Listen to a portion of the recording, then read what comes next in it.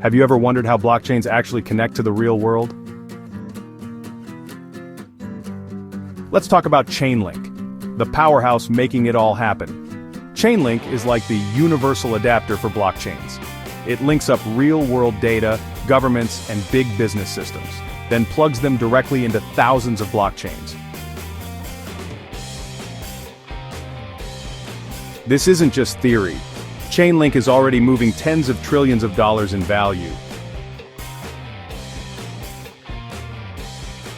Huge financial players like Swift Euroclear and the Central Bank of Brazil use Chainlink every day.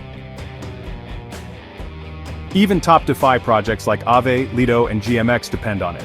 So, how does it work? At its core, Chainlink runs on decentralized Oracle networks. Think of them as digital bridges. These bridges are built by independent operators including Deutsche Telekom, Swisscom, and Vodafone. They make sure data gets from point A to point B securely, accurately, and without a single point of failure. But Chainlink is more than just data feeds. It's got three major superpowers: on-chain data, cross-chain interoperability, and off-chain computation.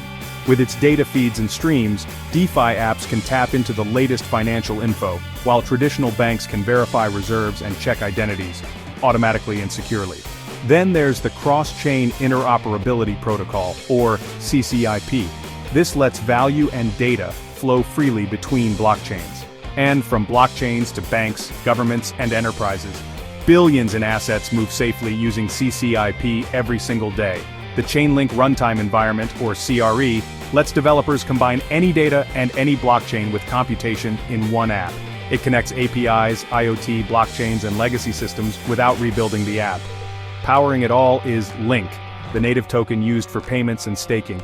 Node operators and Link stakers earn rewards, and that's why Chainlink is the global standard.